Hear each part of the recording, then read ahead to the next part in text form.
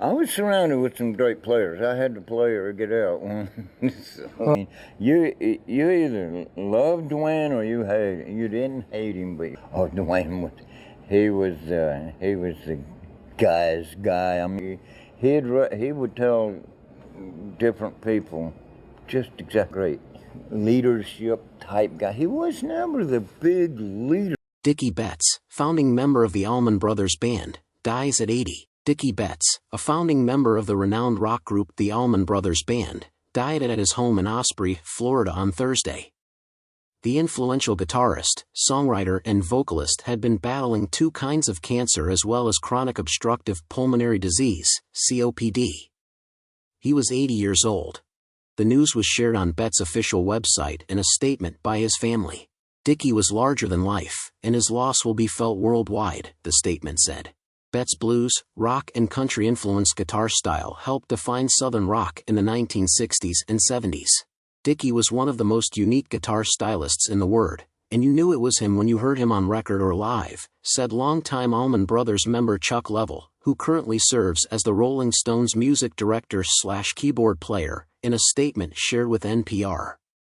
He leaves an enduring and enviable legacy that we will all be celebrating for eternity. Betts was best known for the song Ramblin' Man.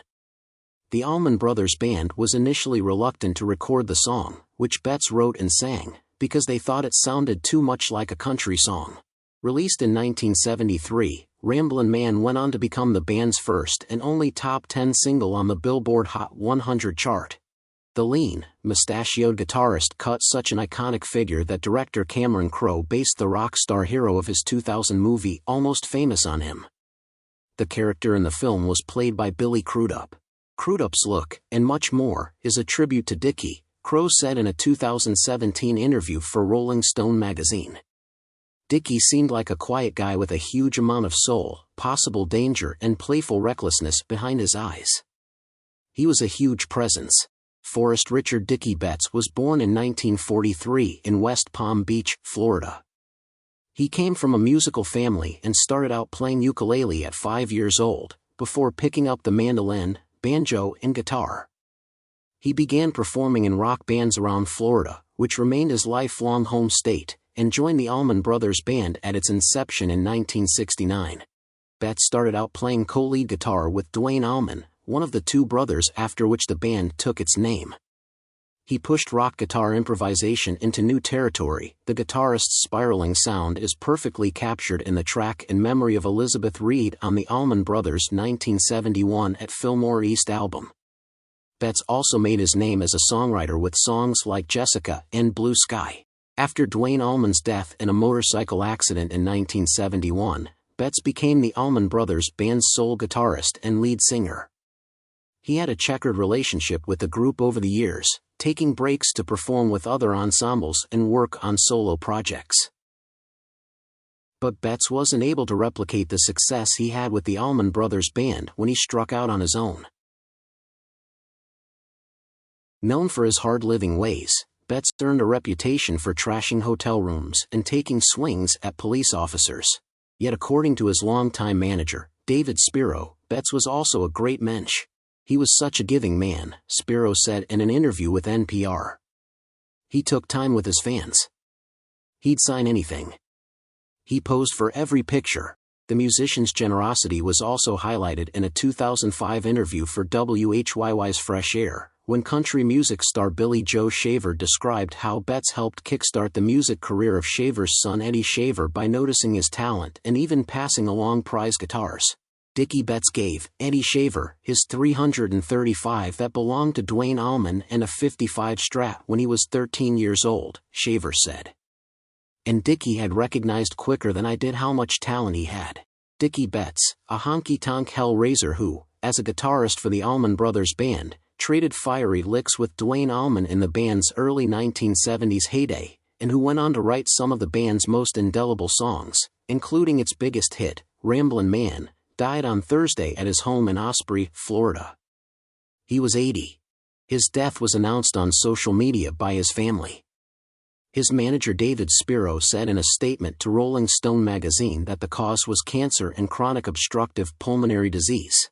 Despite not being an actual Allman brother, the band, founded in 1969, was led by Duane Allman, who achieved guitar god status before he died in a motorcycle accident at 24, and Greg Allman, the lead vocalist, who got an added flash of the limelight in 1975 when he married Cher. Mr. Betts was a guiding force in the group for decades and central to the sound that came to define Southern rock. Although pigeonholed by some fans in the band's early days as its other guitarist, Mr. Betts, whose solos seemed at times to scorch the fretboard of his Gibson Les Paul, proved a worthy sparring partner to Duane Allman, serving as a co-lead guitarist, rather than as a sidekick. With his chiseled features, Wild West mustache and gunfighter demeanor, Mr. Betts certainly looked the part of the star. And he played like one. Nowhere was that more apparent than on the band's landmark 1971 live double album, At Fillmore East, which was filled with expansive jams and showcased the intricate interplay between Mr. Betts and Mr. Allman. It sold more than 1 million copies. The second half of At Fillmore East is as vivid and exhilarating as recorded rock has ever been, Grayson Haver-Curran of Pitchfork wrote in a 2022 appraisal. A centerpiece of the album was In Memory of Elizabeth Reed, a haunting, jazz-influenced instrumental written by Mr. Betts whose title was taken from a headstone at a graveyard in the band's hometown, Macon, Georgia. That track's textural interplay, Mr. Curran continued, resembles Miles Davis's then new electric bands, organ and guitar oozing into one another like melting butter and chocolate. Duane and I had an understanding, like an old soul kind of understanding of let's play together, Mr. Betts said in a 2020 interview with the Sarasota Herald-Tribune in Florida.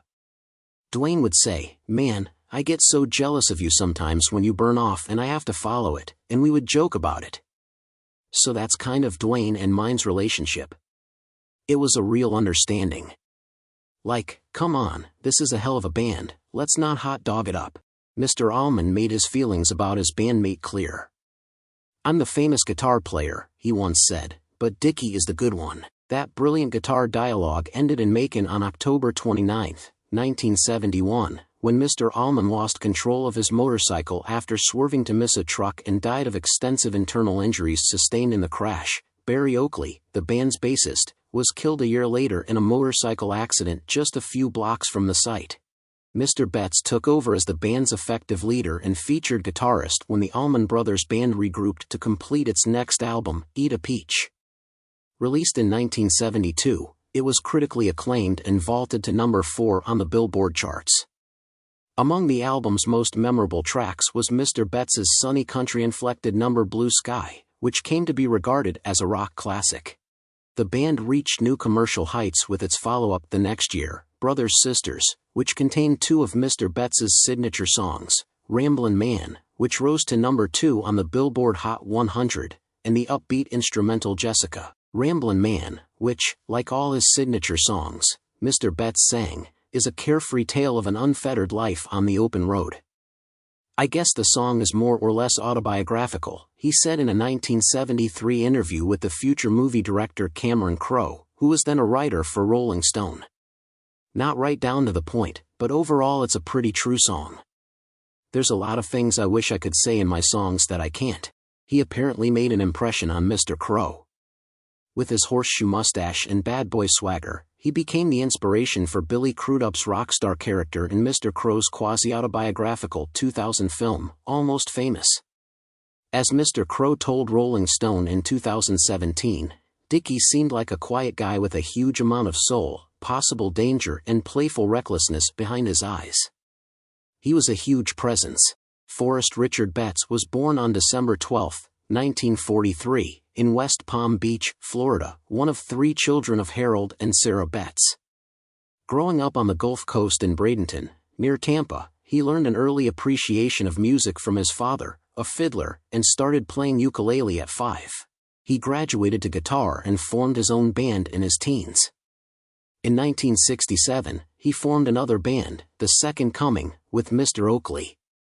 They eventually found themselves jamming with Duane Allman, who invited them to join his new band. After the triumph of Brothers Sisters, which topped the Billboard 200 for 5 weeks in 1973, the Allman Brothers Band started to fray. Greg Allman started a side solo career, as did Mr. Betts, who released an album, Highway Call, under the name Richard Betts in 1974. Along the way, the band's outsized drug and alcohol use was becoming an increasing problem, as was the internal pressures that came with success. The band splintered in 1976 after Greg Allman testified against his personal road manager in a federal drug case. Mr. Betts vowed never to work with Mr. Allman again. Still, he did.